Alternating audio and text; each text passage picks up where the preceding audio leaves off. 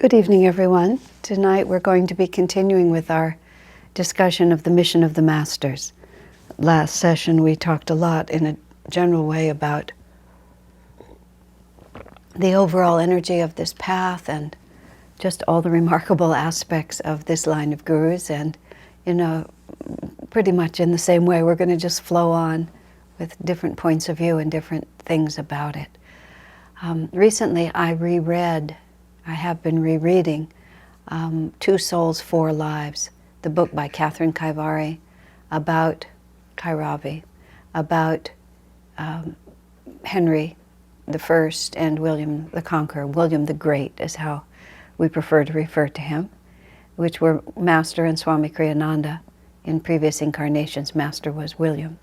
Sri Yukteswar was his spiritual advisor, Lanfranc, and King Henry's spiritual advisor, Anselm, Swamiji said, was Rajarsi Janakananda. Anselm was a student of Lanfranc. It's a very interwoven reality. The whole book, which I had read before, just has had a profound and changing effect on my feeling about not only about the Masters and what their missions are, but also really about how we relate to it, because it's so stunningly all-inclusive. We tend to have a very narrow idea, and this is what I was talking about a lot the last time, the first part of this particular subject, about how expansive and creative this path really is, and how much bigger our consciousness needs to be. Now, of course, that has to be tempered by the fact that the more free spiritually a soul is, the more easily it can integrate many different aspects of reality effortlessly. Master being completely free, being an avatar when he was an avatar, meaning free, no karma at all, had no necessity to protect himself, as I was talking last time, from any aspect of this world. Many of us, because we have samskars and we have vrittis and we have karma, it's the only word for it. We have attractions, we have likes, we have dislikes, we have regrets, we have longings, we have all those things that cause us to have to reincarnate again. We often have to be much, much, much more careful in the way that we live. I was listening to Swamiji speak in an old talk from the Treasures Along the Path, old meaning given many years ago. And he talked about the fact that Norman, who was a disciple of Master who lived at Mount Washington, had great love for God. And Master said about Norman that when he was William, Norman had been there, and that Norman was a big man in this lifetime, and he was a big man apparently in that lifetime. Master said, "You were my giant, and you fought well for me," because William, of course, had to have a lot of soldiers helping him. But Norman got caught, is how Master put it. He got caught by delusion this time. And Master remarked that it had been many lifetimes since Norman had been caught. That didn't mean he was lost by any means, but he was distracted from the straight line trajectory of his spiritual life. So Swamiji said in another context, it was very, very interesting, that speaking about what a materialistic country America is, and how we don't live it, we don't realize it because we're fish swimming in water. And when Master had to come from India to America, it was moving from a spiritually based society to a completely secular society. Recently, I was in India with Shivani, who's the executive producer of the movie Finding Happiness, and we were scouting out and establishing the distribution channels for that movie in that country. And it was so touching to us how easily the people of India understood and accepted that movie, because the spirituality of it is so self-evident, and as a culture and as a people, they can just take something spiritual and believe in it. Whereas in the West, we're capable of feeling it easily because people are people. But we don't trust ourselves to go with the spiritual quite so readily. We're much more inclined to believe a materialistic explanation and to play it safe and stick with materialism, which Swamiji said. I love this. You know, the Americans accuse the Hindus, for example, of being superstitious, and the Hindu responded by saying, what could be more superstitious than to imagine that happiness can be attained from inanimate objects, from material things? He said, talk about superstition. That's the biggest superstition of all, and we're completely sold on it. But Swamiji remarked that some of those longtime disciples of Master who accompanied him to America, and I don't mean by that they came on the boat from India, but they accompanied him from the cosmos, from the astral world where we reside between incarnations. We came to help Master. It was a risk because we find ourselves in a very materialistic country. And Norman, Master said, was caught by that, whereas he'd been safe before. Now, the point of all that I was saying here in the book about William and Henry was just telling me how expansive the spiritual path is. And there's a line in that book that I don't know how I missed it before. But Swamiji recounts a conversation. The book recounts a conversation that Swamiji had with Master. And we've heard this part of it before, that Swami asked Master if he had been Jesus Christ in a previous incarnation. And Master responded, what difference would it make? Toward the last year or two of Swamiji's life, he felt more and more confident in saying that he certainly believed that Master had been Jesus, after working on commentaries on the Bible and other work that brought Swamiji in close connection with the consciousness of Jesus. And Swamiji just felt that it was the same consciousness that expressed as Paramhansa Yogananda. So that was the first part. Swami asked Master, were you Jesus Christ? And Master said, what difference would it make? Which is an interesting non-denial. But then Swamiji also asked Master at another time whether or not Jesus Christ had reincarnated since that incarnation in which he played that particular role. And Master's response was, of course. He said, a master of such great compassion would reincarnate many times. Now that was just a fascinating confirmation of Swami's intuition, for one thing, but also it's just a confirmation of how very differently the Masters participate in this world and in our lives than we may realize. You know, there's a lot of strange, sort of unexamined prejudices that we have to conscientiously overcome. One of the difficulties on the spiritual path is we just lack the imagination to fully comprehend what's really going on around us. That's why in his poem Samadhi, Master has that marvelous phrase, beyond imagination of expectancy. That's how he describes Samadhi, that we simply cannot imagine. We have no expectations that are appropriate because it's beyond our imagination, even to expect what it's going to be like, beyond imagination of expectancy.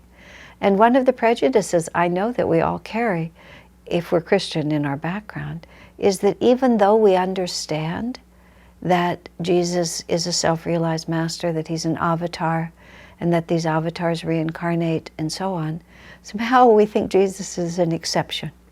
Maybe I'm just talking about myself, and I was even raised Jewish, so I have no excuse at all, but this singularity of the way Jesus is described just infects our subconscious almost. So even when I read right there those words, of course Jesus has reincarnated many times, I was completely startled by that fact. I guess I have to add, I'm embarrassed to say, I was completely startled by it. But why not? You know, why would, think of it like this, the energy which causes a Master to incarnate, I mean, is the same energy that causes us to stop and help anyone we see who is having difficulty. Today I was just coming out of the YMCA and there was an older person and they were negotiating getting their bike into the bike rack. I mean, they were agile enough to be riding a bicycle. And as it turned out, he didn't need help. I stood for a moment to see whether or not he was managing, and realized that he was managing quite well, just slowly.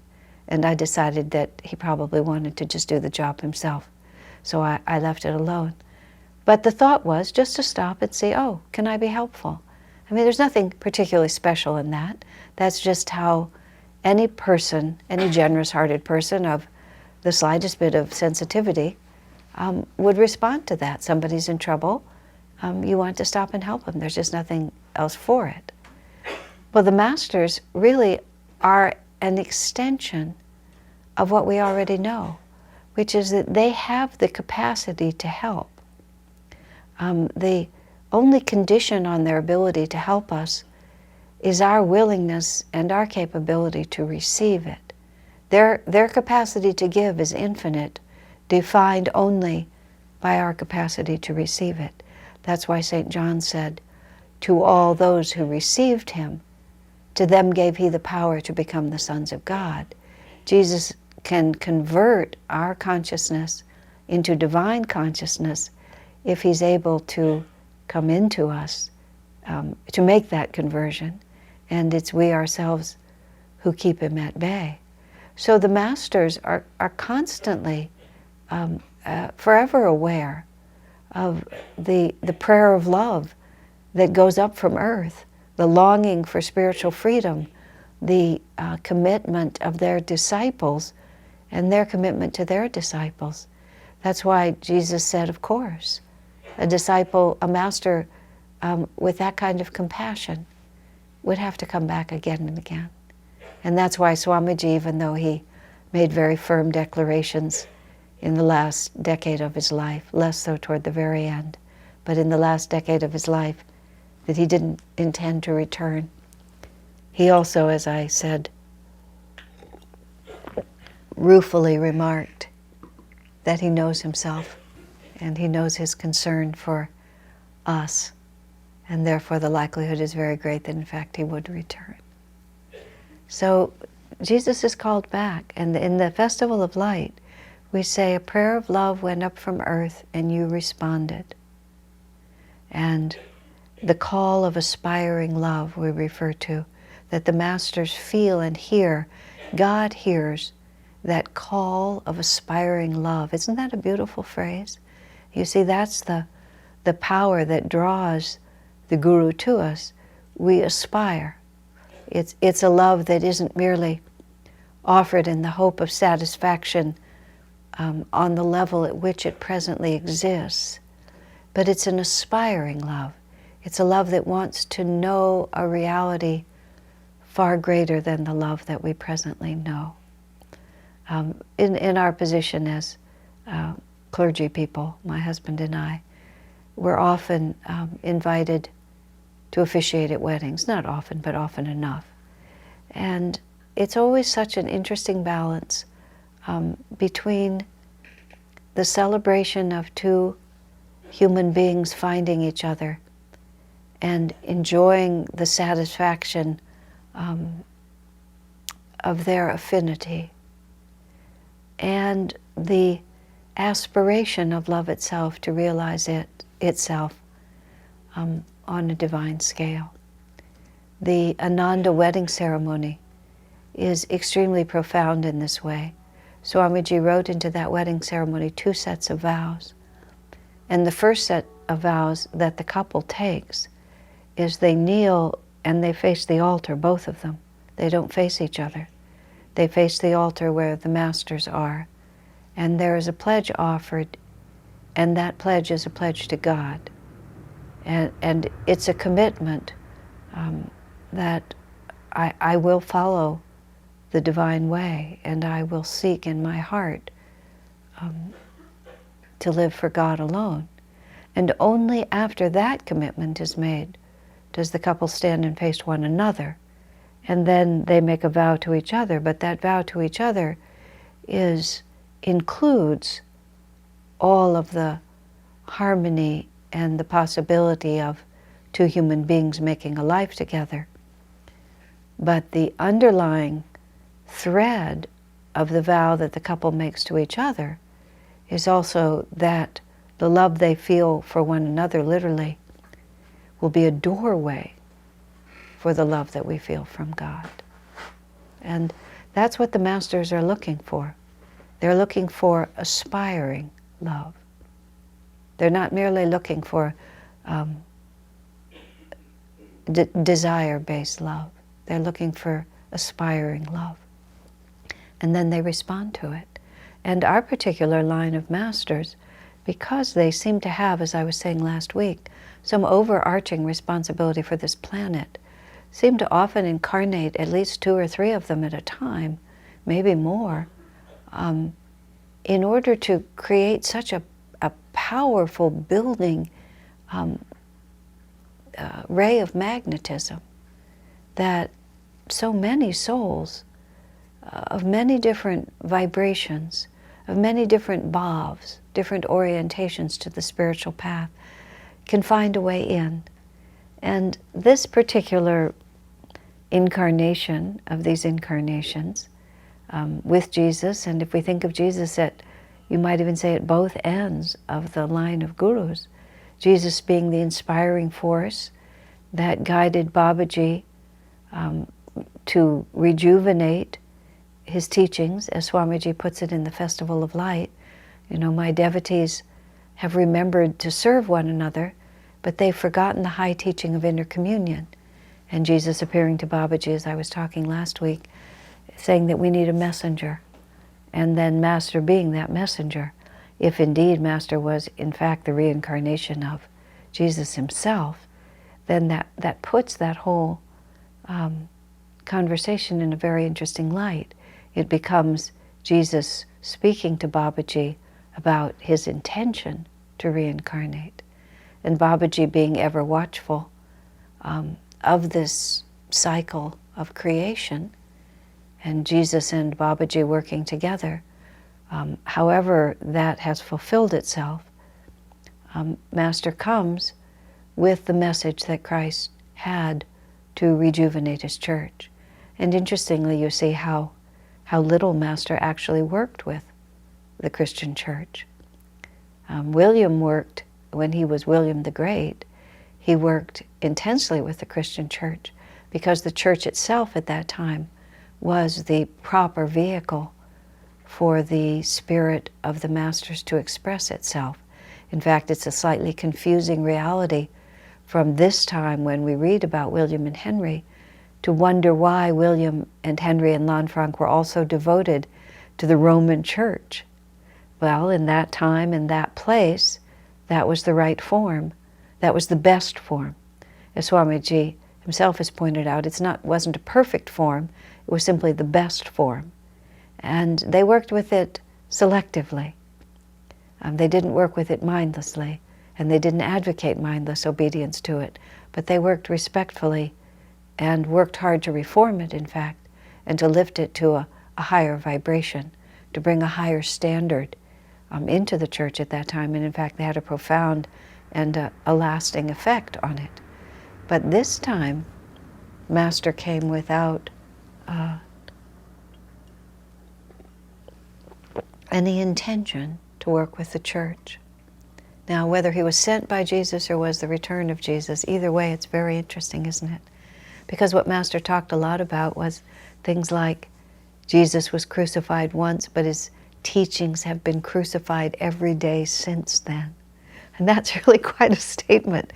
And on whatever basis Master had a right to make it, whether he was merely the interpreter of Jesus' teachings or the original exponent of them, nonetheless, he knew what a travesty had been made, and he even made a distinction between Christianity and churchianity. It's a peculiar aspect of, and not our line of masters, because none of them chose to incarnate within the Catholic Church. But even as recently as, just the end of the last century, we have Padre Pio in the Catholic Church, and Padre Pio was a great saint, a master, in fact, some say. Swamiji has said. I mean, Padre Pio was an extraordinary man of God, and he incarnated right in the middle of the Catholic Church and did his whole Leela, I was going to say, his whole divine play. He acted out right in the middle of the church. And here's an interesting story about him. Swamiji said that a friend who lived in Italy, went to take confession with Padre Pio. A lot of, in a country like Italy where everyone is Catholic, even if you're a self-realizationist, that's what many people, that's how you would contact Padre Pio. You would have confession with him. And of course you would receive his darshan at that point. So this man said to Padre Pio that he was practicing Kriya. And Padre Pio said, "Shh, don't talk about that here." And then he said very quietly, "But you're doing the right thing." Because he knew. But it wasn't possible to express it in the context of what he was doing. But what Master came is he just turned his back completely on the established church and made his own churches and made his own way and did nothing to keep that tradition alive. It's a very important realization because we're moving into a completely different age in which all of those Kali Yuga forms are going to fade away. And what Master really actually came to break was that idea of institutional religion. Institutional religion, I believe, as I spoke of it last week, is when the institution itself makes itself essential to your salvation. And Master, by contrast, the mission of our masters, Master said the only place that God can be experienced is in the human nervous system. It's always been a sentence that just makes me shake my head a little bit, because partly it's just the juxtaposition of those two phrases. The only place God can be experienced, and you expect a completely poetic answer, and the answer is so prosaic, in the human nervous system. And it's one of those things where your mind tilts a little bit, like just really trying to think that Jesus has walked among us many times since he incarnated in that form of Jesus, is to just realize what Master is saying. What Master is saying is the temple of the heaven is within us. The temple of God is within us. And it is just a matter of turning our attention in the right way. And what the mission of the Masters is several-fold, if we want to just define it in a big way. Much of it is included and really explained quite clearly in Autobiography of a Yogi, starting with the very first sentence and looking also at the structure and the nature of that book. The mission of the Masters is the concept of a master, is the concept of a guru. I'm not quite able to think yet how to explain exactly why that's so important, but that is fundamental to what this line of gurus came to bring, is the very idea of a guru. The very first sentence of Autobiography of a Yogi, the characteristic feature of the Indian culture has always been the search for eternal verities and the concomitant disciple-guru relationship, meaning once you begin a serious quest for truth, and once the aspiring love awakens within you and you begin to lift your heart up to that higher vibration, inevitably you will come to the understanding of the necessity to have a guru to guide you. And it's fundamental to Sanatana Dharma. It's stated as such an unequivocal law that you simply cannot find your way to God without the assistance of a guru. Now, even though Master says the only place that God can be experienced is in the human nervous system, all of the teachings, including everything Master said, tell us that the only way that can be awakened is if one who has that realization awakens it within you. Then it's your own realization, and your relationship is direct. But the capacity to reach there requires the intercession of one who has it. Intercession is perhaps the wrong word. I think the inspiration and the guidance. Because otherwise we have no tool within our deluded consciousness that can tell us how to get out of delusion. That's the story Swamiji always tells about the demon who was disturbing the ceremonies of certain sages. And a wiser sage gave them some powder, and they said, And the sage said, when the demons come, just sprinkle this powder on them. And the demon came, and they sprinkled the powder on him, and it had no effect on the demon. And the demon explained, he said, before you could sprinkle that powder, I myself got into it, and I converted it into myself, so it has no harm for me. And what that image is trying to explain is the very instrument that we're trying to use to exorcise delusion, which is our own egoic consciousness, is the delusion. And there has to be a force outside of it because it can't free itself. Now this attitude of discipleship as fundamental to the mission of the masters, and it's very interesting in that sense that Master phrases it the disciple-guru relationship, and often in our minds we flip it over to the guru-disciple, but he says it disciple-guru because the guru is always the same. How the guru interacts with your life is up to the disciple. And that's why I believe he put it in that order. The disciple is the prerequisite to all who received him, St. John said. But you see, the necessity for a guru and the realization that the ego cannot extricate itself from the clutches of egoic delusion. A non-understanding of that is one of the biggest obstacles of our time. And also this lack of the willingness to truthfully and honestly acknowledge the limitations of reason, the limitations of the material world, the limitations of the senses. I mentioned earlier the difference between America and India in regard to this movie that we've made about Ananda called Finding Happiness.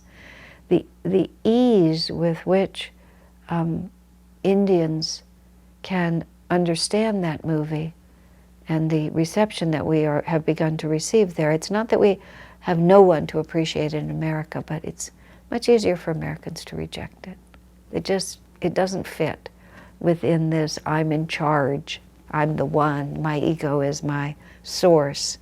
The whole premise of Finding Happiness is that only by transcending that level of self-definition will we really find the happiness that we're deeply seeking. So Master, as a guru himself, and our line of gurus, a great deal of their mission is simply to assert the necessity for their existence and the necessity for our being in right relationship with them. So you have the story of Autobiography of a Yogi as Master himself, his intense search for a guru, and just this determination on his part that he's going to find that guru, and the complete focus of attention that he places on Sri Yukteswar, his guru, when he does find him. And his indifference, which he describes in many, many ways, to the effort required, the price he has to pay in order to attune himself and receive that capacity to become God realized. That is the promise of Sri Yukteswar in his life. Because Sri Yukteswar, as Master describes it, was a tough taskmaster. And many of the disciples chafed under the stern training that Sri Yukteswar offered. And there's even a paragraph in Autobiography of a Yogi where some of Sri Yukteswar's disciples rebelled, and seeing the spiritual stature of Yogananda came to him and suggested, you be our guru, we'll just leave this man, it's too much. And Master responded, Yogananda responded, you may leave if you choose, but I will remain here with my guru, because whatever the cost to my pride on a temporary basis, what he has to give me is the only thing I want. And of course then, in the story, Master does attune himself so deeply with Sri Yukteswar that eventually Sri Yukteswar taps him on the chest and he goes into cosmic consciousness. He has his experience of samadhi. So what we're needing to see is not only the necessity for the existence of a guru, and the relationship that we have to have with that Guru acted out, first of all, an autobiography of a yogi, by the way Master related. The way Master related to Sri Yukteswar, the way Sri Yukteswar related to Lahiri, the way Lahiri related to Babaji, the way Master's father and mother related to Lahiri. We have all these disciple-guru relationships. But then, in the historic pattern that has been acted out, at least this is the third time that we know, and I suspect it has been acted out many times before, in which Master Yogananda comes in one form or another as King Ferdinand in Spain, as King William in England, and Swami Kriyananda comes right with him as his physical son, as Swamiji was both in Spain and in England, as in Henry in England and Alphonse in Spain.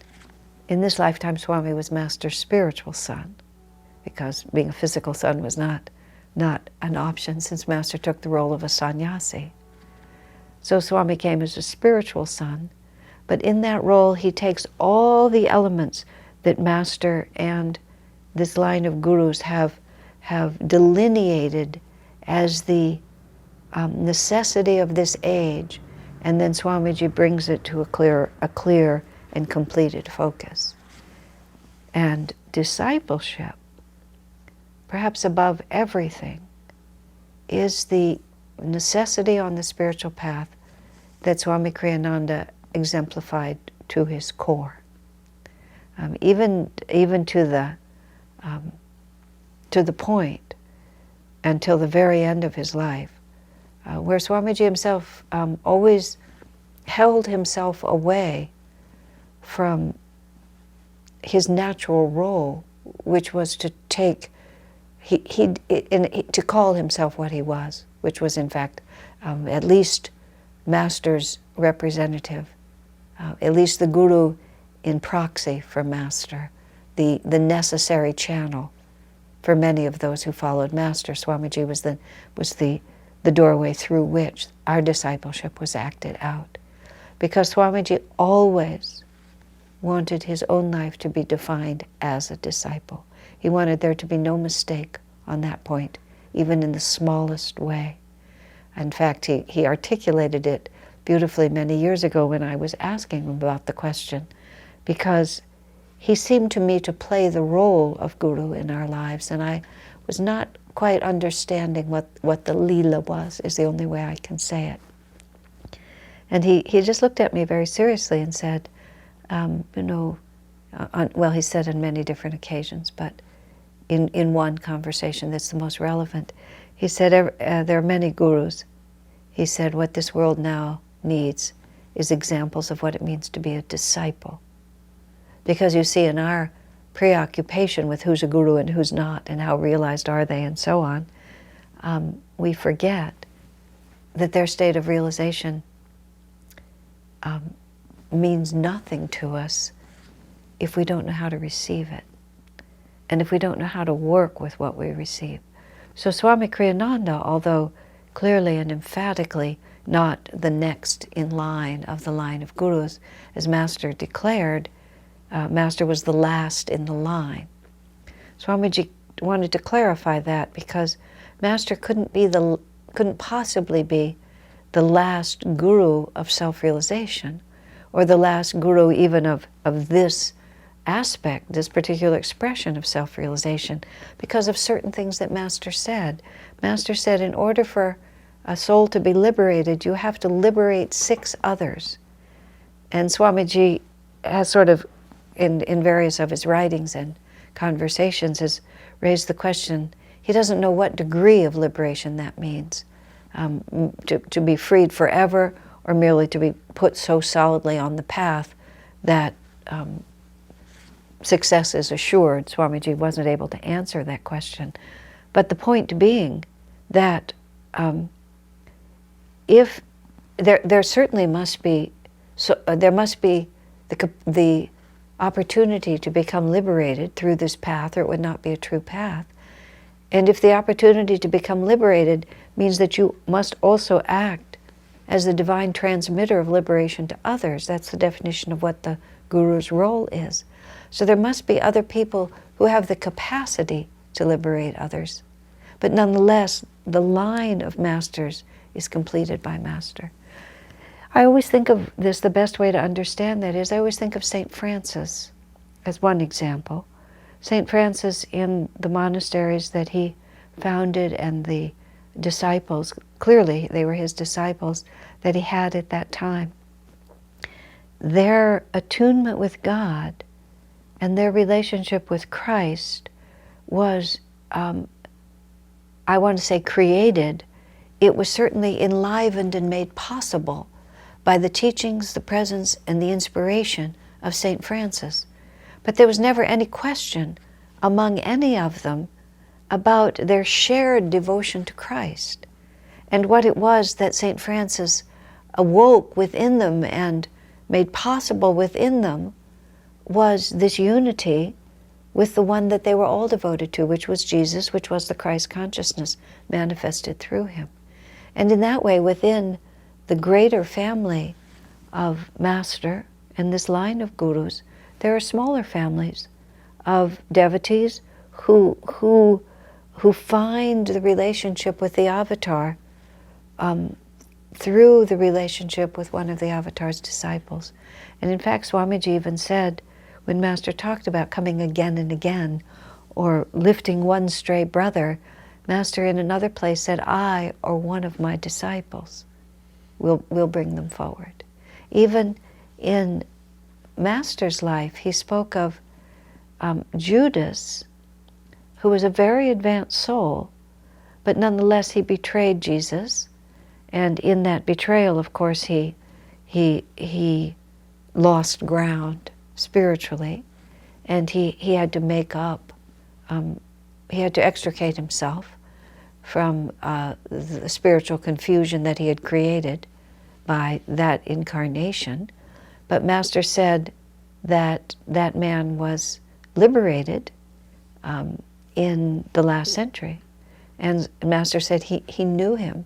He knew the soul that had been Judas in the life before, and that Jesus sent Judas in his present incarnation to Sri Ramakrishna, and that Ramakrishna served the role for him. Very interesting. Isn't that interesting? It just takes, again, this is where I started, where we have to really expand our minds. Here's an aspect of the spiritual path of understanding these things, which is profoundly important. We have to realize that we can't be too certain of our interpretation of the teachings. We needn't hesitate forever and imagine that we don't know anything. But at the same time, when things happen that contradict our neat picture, we have to at least open ourselves to the possibility that there's just simply a more subtle interpretation here than I have yet thought of. That's in the Festival of Light, in the allegory of the bird. The bird goes from the revolt, which is the stage in which the bird himself declares what reality must be, and he moves into that stage of life which is called the quest, in which the bird strives to understand what reality actually is. And so here we find ourselves. Now, in this line of masters, as I was saying earlier, because we have all of these 5 gurus, each of whom lives in a different way and has a different vibration and has taken a different lila, Master says that even though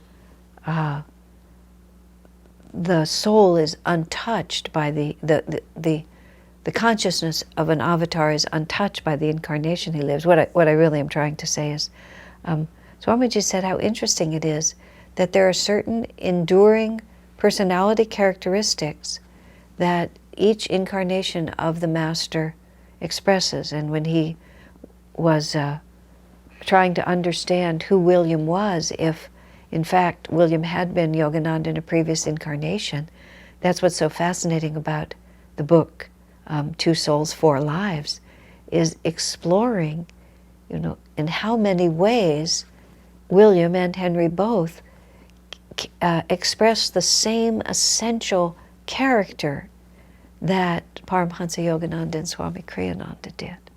That the whole form of the incarnation looks completely different, but there's a uniqueness that every soul has, and therefore that uniqueness expressed itself in both incarnations, recognizably so.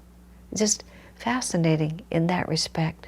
So we have Sri Yukteswar's essential character, we have Lahiri Mahashaya's essential character, we have Babaji's essential character, we have Master's essential character, and we have the essential character of Jesus.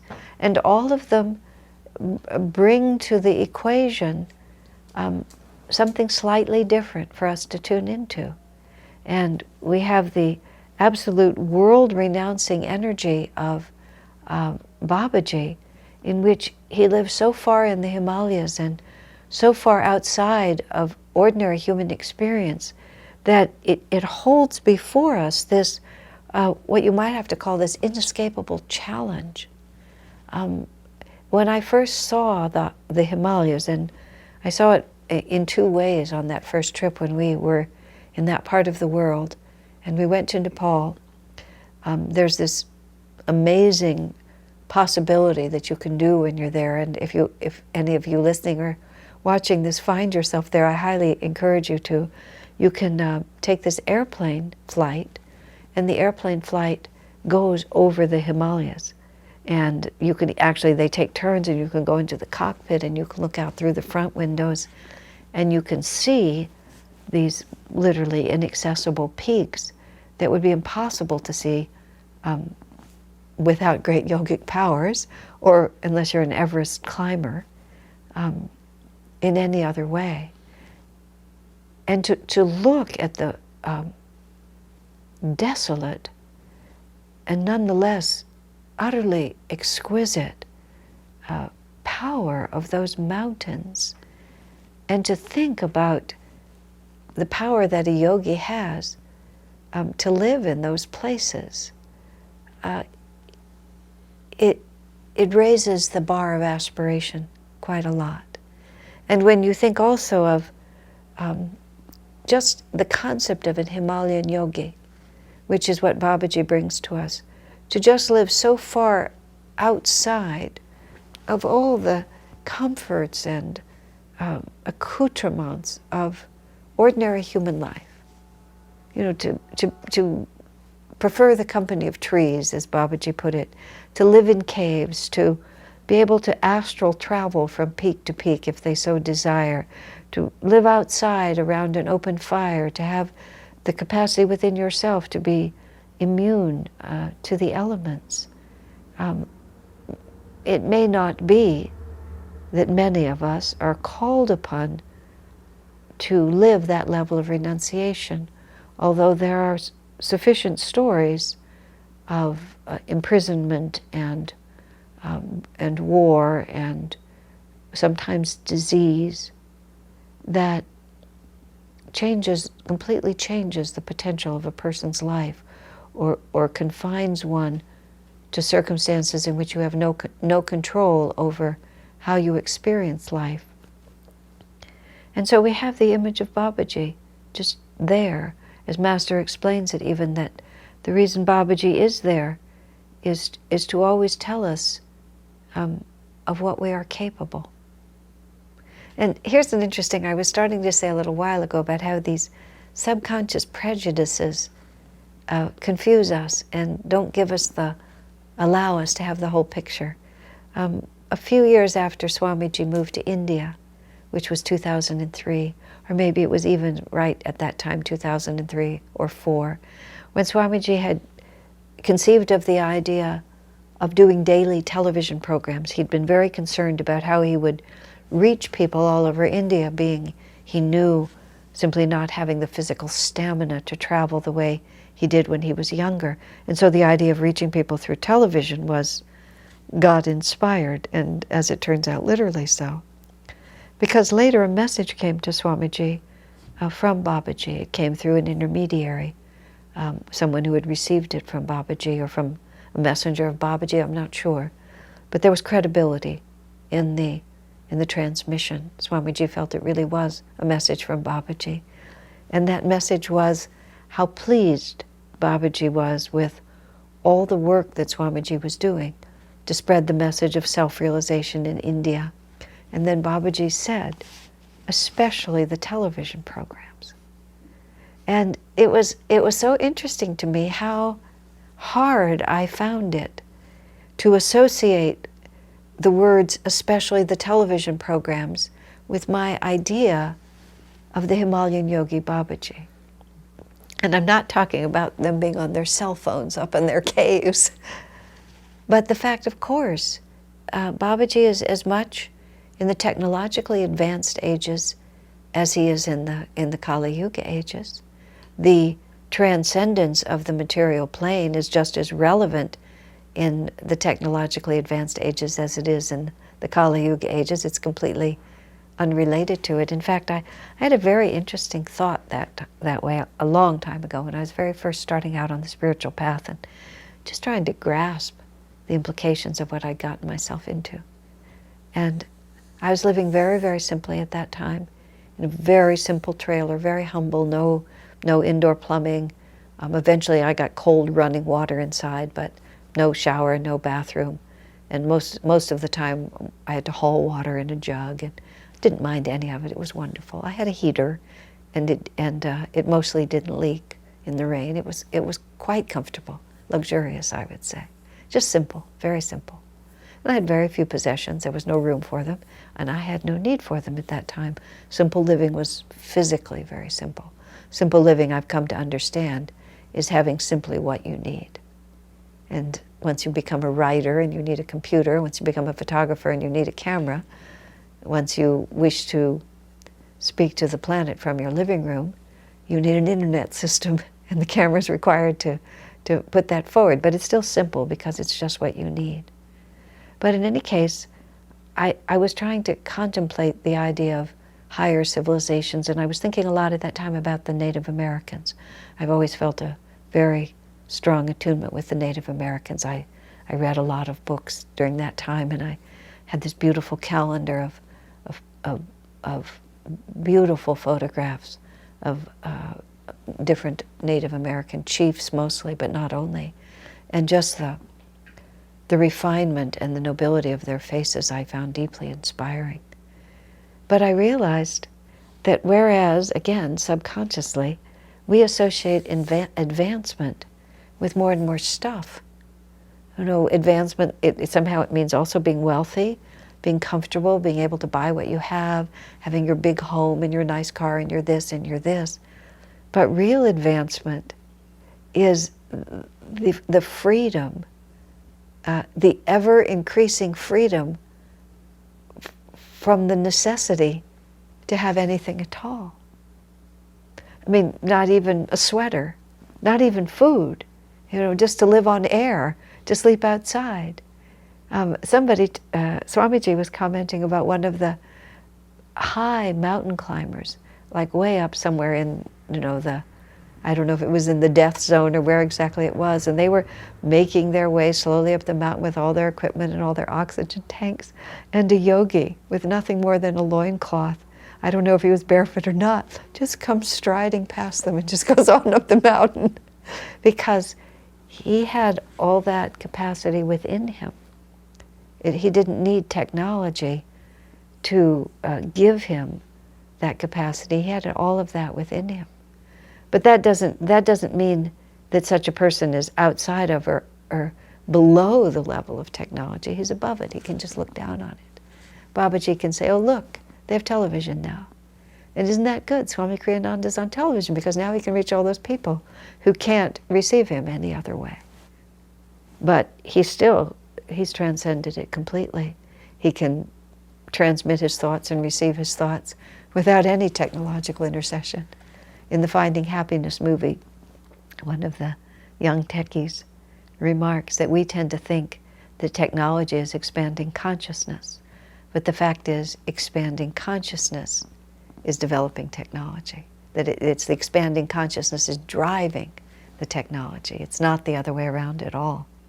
And so Babaji, of course, is completely at home with all of that. It's primitive compared to his realization.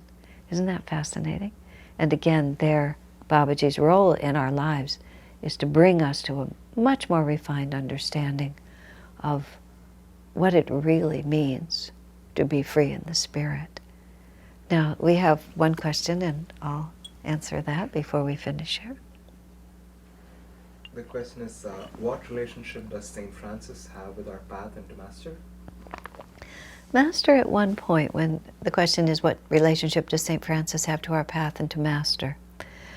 At one point, when Master was speaking of the Catholic saints, he made the interesting comment that, not, first of all, he said, not all those that the Catholic Church calls saints were equal in the eyes of God or had equal states of realization. The Catholic Church has tended to canonize those who are willing to sacrifice themselves for the Catholic Church, but that doesn't necessarily mean that they sometimes honor those who do selfless service, because that is one of the tenets of Catholicism, of Christianity, that has endured. By no means am I denigrating saints who do selfless service or sacrifice themselves for the Catholic Church.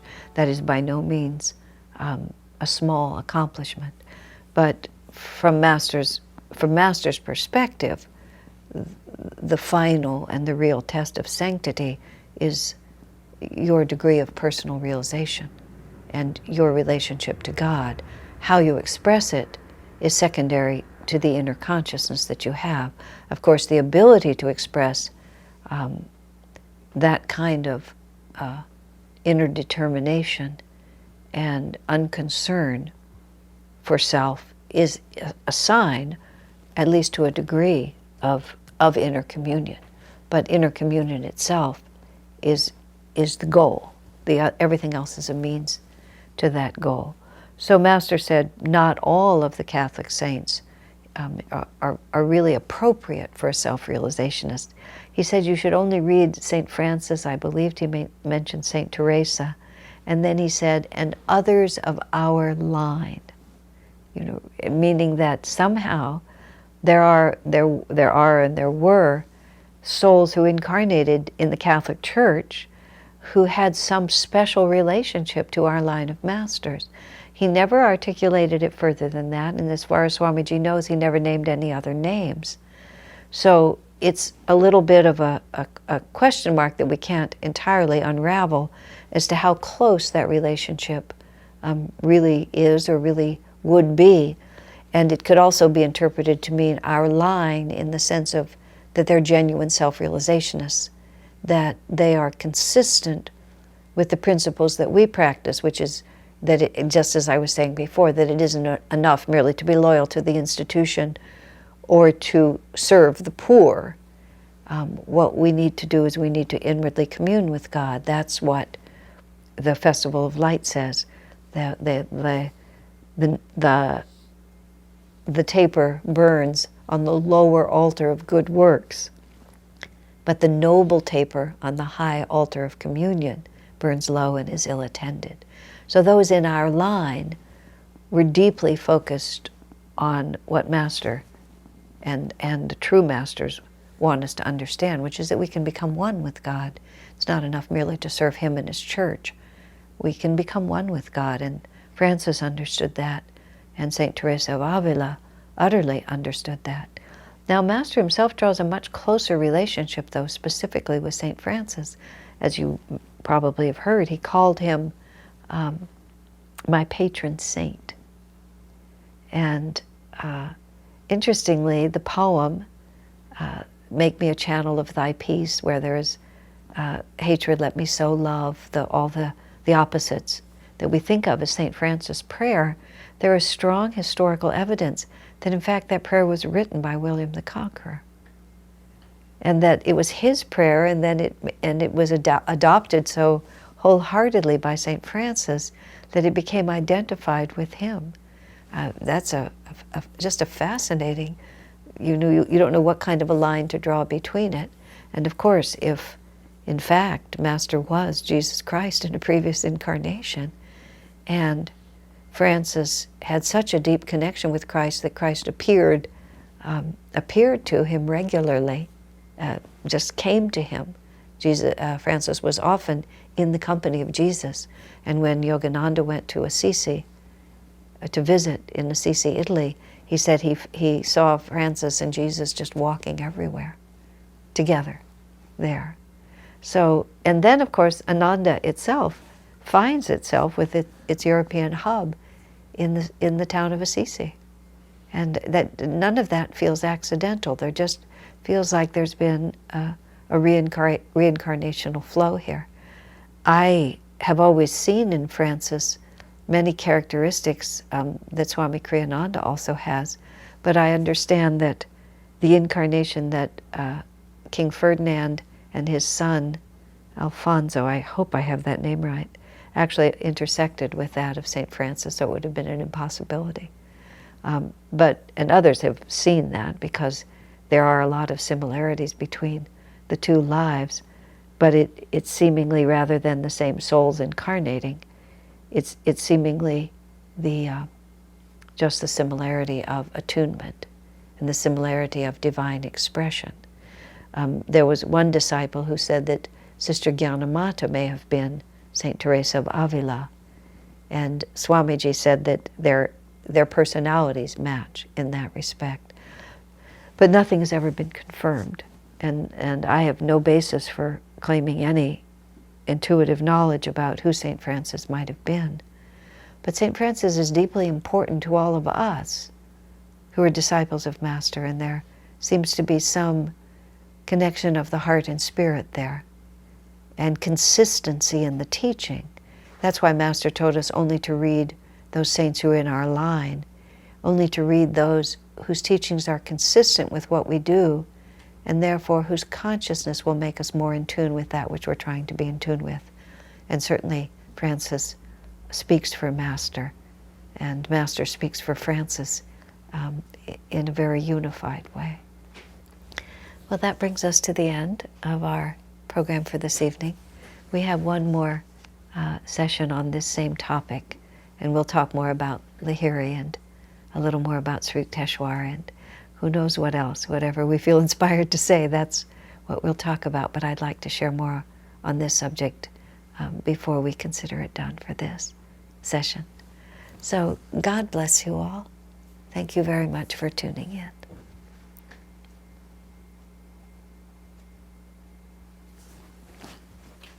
Okay.